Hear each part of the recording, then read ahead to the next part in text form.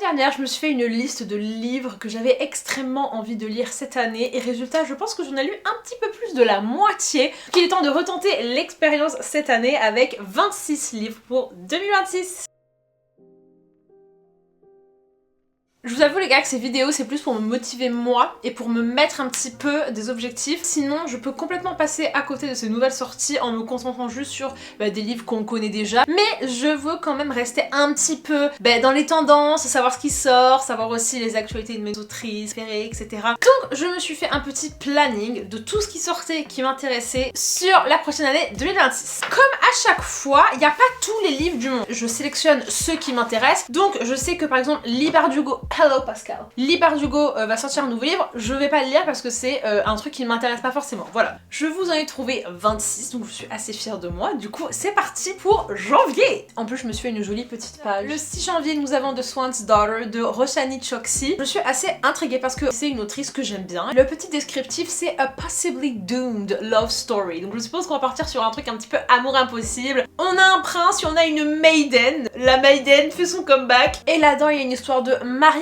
mais attention, on est dans un petit bachelor, petite sélection, puisque nos compétitrices vont devoir faire plusieurs épreuves afin de conquérir le cœur de notre petit prince. Donc voilà, assez curieuse de voir ce qu'elle va nous proposer. Je sais qu'elle a toujours une plume très lyrique, très poétique, des univers toujours très riches. Le 21 janvier sort Noires sont les âmes perdues de Oriane Dardre. Je l'ai déjà puisqu'il est en avant-première à Montreuil. Oriane, je la connais un petit peu puisqu'elle fait partie de notre petit groupe d'écriture de la Felicita, et c'est les gars du vampire, c'est du vampire gothique, c'est du vampire gothique horreur en 1919. On suit l'histoire d'Adèle qui va faire une petite bêtise. Elle va réveiller un vampire qui errait dans les catacombes de Paris, et laissez-moi vous dire que rien que ce pitch ça me hype de ouf. Donc voilà, si vous voulez un petit retour de gothique horreur vampire, je pense que ceci va être absolument phénoménal. J'ai déjà entendu pas mal de bons retours, donc je suis extrêmement hypée et surtout ça me fait lire un petit peu de français, donc point bonus pour moi. Voilà. Et enfin le 29 janvier sort Chosen Family de Madeleine Gray.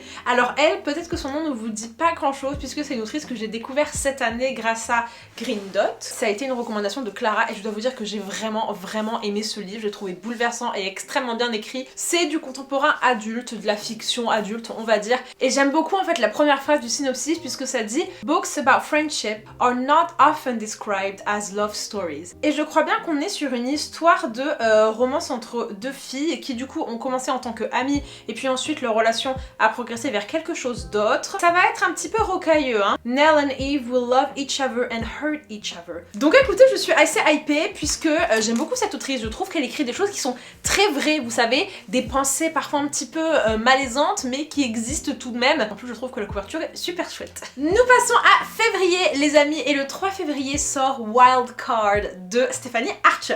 Alors Stephanie Archer, c'est soit je déteste soit j'adore. Dans sa saga là, il y en a en fait un que j'ai adoré, c'est The Fake Out qui est le tome 2, et cette année j'ai lu le tome juste avant celui-là, Gloves Off, et il était pas mal. Franchement j'ai trouvé que c'était une bonne romance et du coup j'espère que celui-là va continuer en fait de progresser et d'être encore une fois au niveau de The Fake Out, parce que c'est dommage en fait ces autrices qui un coup ça vous détestez et un coup vous adorez. On suit l'histoire d'un petit daddy qui est l'entraîneur de l'équipe de hockey de Vancouver, qui lui-même était un joueur très populaire lorsqu'il était plus jeune. On est sur un trope de nanny puisque elle va en fait emménager chez lui pour garder sa fille. Est-ce qu'on va partir sur un petit peu la trajectoire de Call Up de Lee Stamford qui avait un petit peu le même trope et que j'ai adoré? J'espère, je croise les doigts. Et il me semble bien que ce sera le dernier de la saga des Vancouver Storm. Le 12 février va sortir Le Gardien des âmes de Marie Fabre, que j'ai eu encore une fois l'occasion d'avoir en avant-première au Salon du Livre de Montreuil. Je crois qu'on part sur une histoire où chaque personne peut récupérer un gardien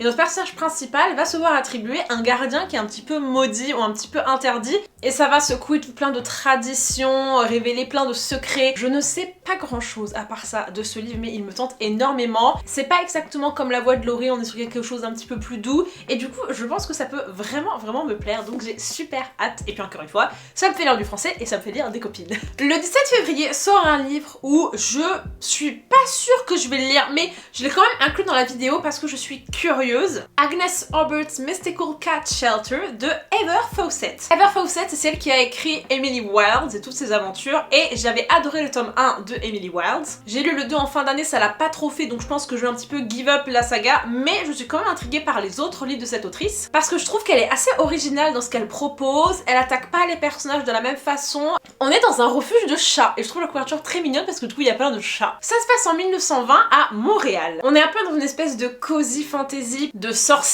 qui vient l'aider à faire quelque chose et tout. Je sais pas du tout ce que ça va donner, mais je suis quand même un petit peu intriguée, donc si j'ai le temps, j'irai voir ça. Le 19 février, on a quelque chose que de base je me serais pas trop retournée là-dessus, mais en lisant le synopsis, je me suis dit peut-être. Il s'agit de Half the City de Kate Golden. Kate Golden, c'est celle qui a écrit A Dawn of Onyx, que j'avais aimé mais sans plus, en romantasy, et là elle s'attaque à de l'urban fantasy. Je vois une dame qui est une Demon Hunter et je vois une école derrière elle. En gros, les démons, on les appelle les Deviants, et notre personnage principal, elle est dans cette école depuis qu'elle est toute petite et maintenant elle a 21 ans, et en fait elle cherche le tueur de son père. Et elle va croiser un démon, parce que les démons ne sont pas moches. Ah ok d'accord, les démons ce sont des êtres humains normaux. J'en sais pas plus, la seule chose qui m'intéresse c'est que c'est un petit peu paranormal, urban fantasy, école où on t'apprend à être un petit peu un shadow hunter, moi je signe direct, voilà. Le 3 mars, on retourne vers du contemporain avec In Time With You de Christine Dwyer. Cette autrice, elle avait écrit Some Mistakes Were Made, qui n'a pas vraiment été une réussite pour moi, mais c'est une autrice de contemporain young adulte, et c'est un genre que j'affectionne particulièrement, donc j'ai envie de continuer de voir ce qu'elle peut nous proposer, et aussi parce que j'avais bien aimé sa plume. On est sur une histoire avec un petit peu de magical realism. Notre personnage principal a assisté à la mort de son copain alors qu'ils étaient tous les trois avec son meilleur ami, et ils s'en veulent énormément parce qu'ils ont l'impression que c'est de leur faute. Et en fait, il va se passer un espèce de petit micmac dans le temps, ils vont se réveiller un an plus tôt avant l'accident. Et donc ce que j'imagine c'est qu'ils vont essayer de faire en sorte que l'accident ne se produise pas, et ceci va les mener à se mettre ensemble. Donc elle et son meilleur ami au lieu de elle et son copain. Ce que j'ai l'impression qu'il se passe, c'est qu'en fait inconsciemment ils mettent de la distance entre eux et du coup ce gars-là, mais que du coup ça les rapproche tous les deux. Donc je suis assez intriguée. J'adore en fait ces histoires où t'as l'occasion d'avoir une deuxième chance un petit peu, donc très intriguée. Le 3 mars, on a un autre livre qui a eu pas mal déjà de polémiques. Il s'agit de Just Friends. Hailey, en fait, c'est une booktubeuse américaine qui est extrêmement suivie et qui s'est lancée dans l'édition. Sauf que pas mal d'autres booktubeurs ont reçu son livre en ARC, donc en Advanced Reader's Copy. Elle s'est fait complètement tabasser sur les réseaux sociaux parce qu'à ce qui paraît, son livre est pas dingos. Donc moi ça fait un petit peu de la peine parce que j'aime pas vraiment quand on dit que juste parce que quelqu'un est booktubeur n'aurait pas le droit en fait d'écrire un livre, et que non, t'es booktubeur donc tu restes booktubeur et tu commences pas à venir écrire. Je suis pas forcément d'accord, vous voyez, je me dis que l'écriture c'est quand même ouvert à tout le monde. Ma petite âme de fouineuse veut savoir si ce livre est vraiment pas ouf ou si jamais juste les gens sont un petit peu exigeants. Je crois qu'on part sur de la second chance avec un gars qu'elle connaissait depuis qu'elle est toute petite. J'ai tendance à ne pas aimer ce genre d'histoire, mais écoutez, on va laisser sa chance au produit. Le 13 mars sort un livre les gars que j'attends avec énormément d'impatience, et vous vous attendez pas du tout, vous allez vous dire mais qu'est-ce que c'est que ça? Je veux lire Le théorème des moyennes imparfaites de Léonore Lark. Léonore Lark a sauvé mon année 2024 avec Mienne sera la nuit, qui est un paranormal romance young adulte, et j'adore cette meuf en fait. Elle avait fait une conférence au salon du livre de Paris que j'avais vraiment beaucoup apprécié en tant qu'autrice, j'avais grave relate à plein de choses qu'elle disait, et juste j'ai adoré son livre, donc je veux continuer de lire ses livres, et surtout Léonore, refais-nous du paranormal s'il te plaît, parce que la France compte sur toi. Je me suis trompée dans le titre, pardon, c'est Le théorème des moyennes parfaites, et en fait on suit l'histoire de Juliette qui est un petit peu enfermée dans ce mantra où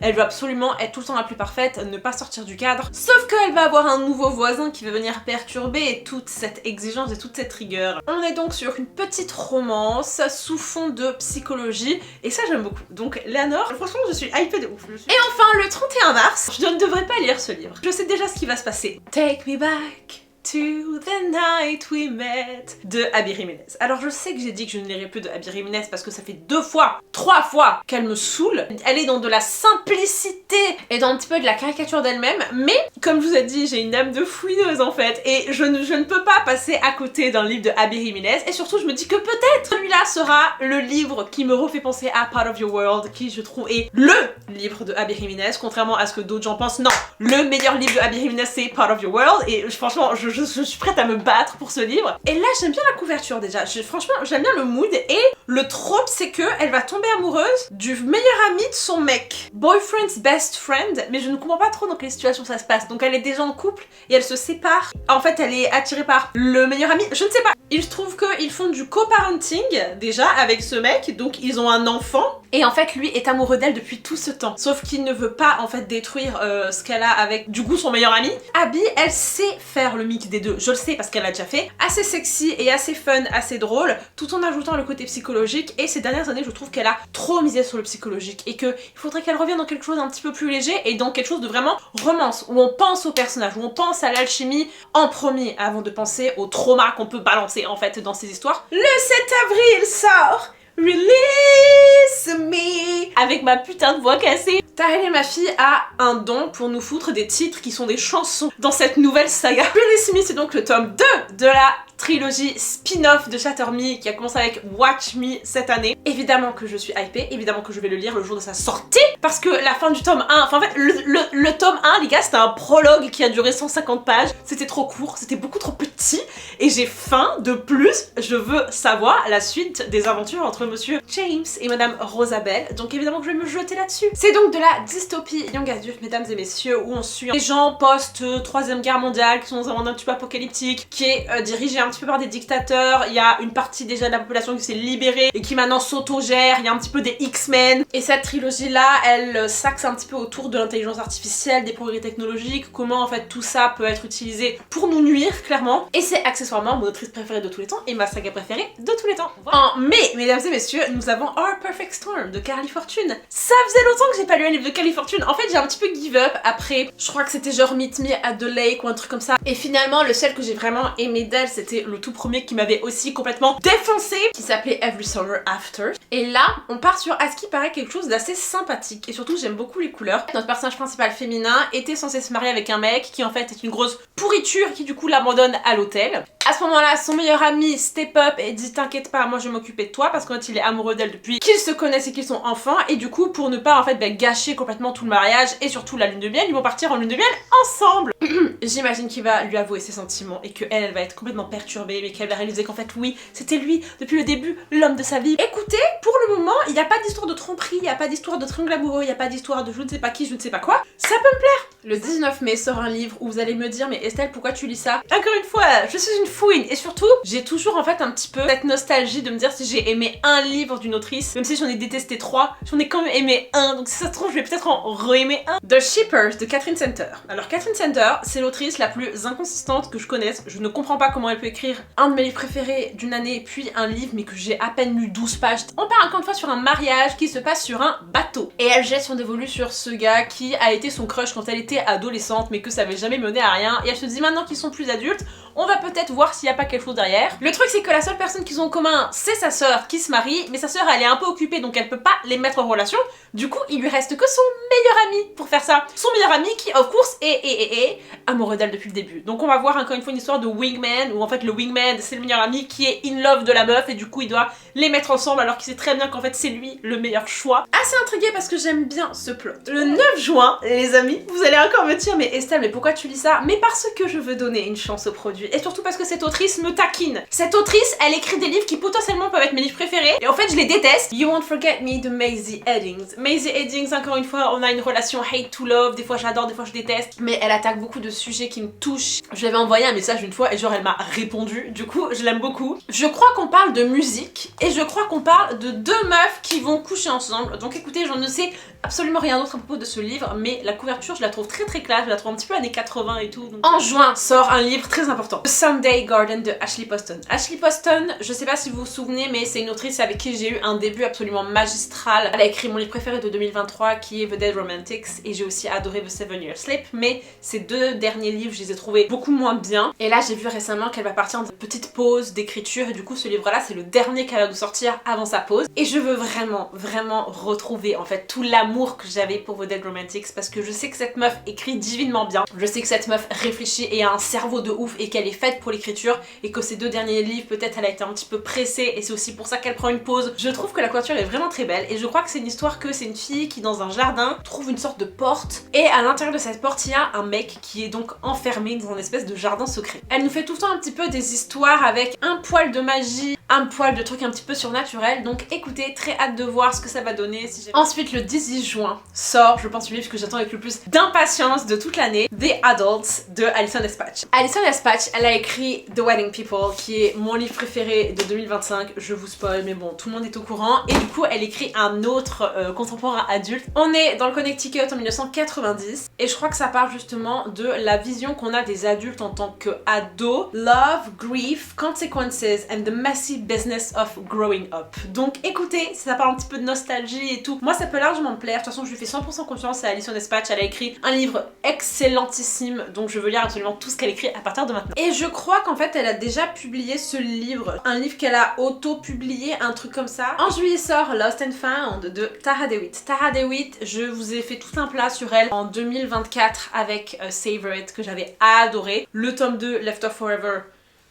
Et celui-là, c'est le tome 3 de ses romances compagnons. Je veux vraiment retrouver tout ce que j'avais adoré dans Savor It, le côté très female gaze, le côté très bienveillant, très sexy, tout en étant hyper compréhensif et hyper dans la communication. On part sur une histoire un petit peu tordue où en gros c'est 2 meilleures amies. Et il y en a une en fait qui ne peut pas avoir d'enfant et sa meilleure amie meurt en lui laissant ses ovules. Elle se retrouve à emménager chez un pompier qui s'appelle Silas. Je ne sais pas précisément si elle va utiliser les ovules de sa meilleure pote pour faire des gosses, mais je pense que ça va être ça l'histoire. Donc on va parler sûrement de deuil et on va parler de maternité et on va aussi être dans de la romance bien tension, bien alchimie, j'espère vraiment. Le 14 juillet, Christina Loren sort une nouvelle romance qui s'appelle The Romance Revival. Et je suis trop contente parce que Christina Loren c'est un duo d'autrices que je suis depuis très longtemps, qui a fait beaucoup pour la romance, qui s'est vraiment battue et qui a publié des livres quand même vachement bien au travers des années. Je crois qu'on parle d'un couple qui a eu un accident qui a fait qu'ils ont tous les deux oublié leur mariage. Ça tombe bien parce que ça se passait pas très bien. J'ai quand même l'impression que elle se souvient mais pas lui ou un truc comme ça et que du coup ils vont tout faire pour retomber amoureux, pour retrouver leur couple. It's her one shot at a second chance. Christina Loren réussit un petit peu à se relancer dans le game de la romance. Franchement, je pense que ça va être très bien. J'ai très hâte. En septembre, je vais vous parler de Love Felt Like This de Julie Olivia qui a pour le moment rien du tout, pas de couverture ni rien parce que ça a juste été annoncé. Julie Olivia, c'est celle qui a écrit If It Makes You Happy que j'ai lu en fin d'année et que j'ai presque vraiment aimé, mais en fait il y a eu 2-3 problèmes sur la fin qui m'ont un peu dérangé, mais sinon tout le reste était excellentissime. J'ai vraiment adoré les dialogues, les personnages, il y avait pas mal d'alchimie, donc je suis très hypée de voir si cette fois-ci ça va peut-être être un petit coup de cœur. Et on n'a aucune info à part que c'est des musiciens. Les amis, maintenant qu'on a fait du coup mois par mois, je vais vous parler des 3 livres qui n'ont pas de date officiellement annoncée mais qui vont quand même pop-up quelque part en 2026. Premièrement, on a le tome 2 de The Raven Scholar qui va s'appeler The Fox in Winter de Antonia Hodgson. J'ai adoré ce livre, j'ai trouvé que c'était excellent en termes de fantasy, que c'était hyper bien fait, hyper réfléchi, les personnages super entraînants. La fin est quand même assez hardcore et du coup j'ai hâte de voir ce que ce tome 2 va nous proposer. Parce qu'on a aussi le premier tome des Wicked Power de Cassandra Clare qui est la dernière saga Shadowhunter. Les gars, est-ce que vous vous rendez compte que le premier livre de Shadowhunter est sorti en genre 2011 et que là on va arriver à la dernière saga? Depuis les Dark Artifice, je suis pas trop la trilogie sur Cordelia, j'ai un peu lâché prise parce que j'étais pas du tout convaincue. Et là on suit en fait les petits frères et les petites sœurs de la saga des Dark Artifices, donc Lady Midnight, etc. Et c'était des personnages que j'avais vraiment adoré et j'avais trop hâte de revoir. On a Kit Harendale, Ty Blackthorn et Drusilla Blackthorn. Ça va être assez touchant je pense de voir cette saga se clôturer parce qu'elle a été avec nous pendant genre plus de 10 ans. Et ensuite Rosie Dalla nous fait je pense le tome 2 compagnon du livre sur les loups-garous qui cette fois-ci va s'appeler Villain Edit. A reality TV show producer takes on the challenge of turning her shy and sheltered vampire neighbor into the first immortal lead of a dating show. Donc en gros on a une petite vampirette qui va être toute timide, qui va être forcée d'être dans un show de dating et j'espère qu'elle va rencontrer un humain hyper affirmé, hyper swag. Et j'espère que ce sera mieux que fanservice, même si fanservice c'était fun, c'était pas bien objectivement parlant. Donc... Et enfin, est-ce qu'on peut espérer que Dark Rise 3 sorte? Madame C.S. Pacat, que fais-tu s'il te plaît? Est-ce que dis-moi que t'es en train d'écrire en fait, parce que oh Dark Rise 3. Je croise les doigts parce que j'en ai besoin, ok? Genre, comment ça fait 2 ans que j'ai pas lu un nouveau livre de C.S. Pacat? C'est pas normal. Et voilà, on a donc nos 26 livres pour 2026. J'espère qu'il y a des petites choses qui vous ont interpellé, sachant que la plupart vont peut-être, j'espère, un jour finir en français dans vos bibliothèques. N'hésitez pas à me dire quel est vous le livre que vous attendez le plus pour 2026. Et franchement les gars, je croise les doigts pour que j'arrive à les lire peut-être tous. On peut espérer tous. Je vous fais des gros bisous et je vous dis à plus tard dans une prochaine vidéo. Bye bye.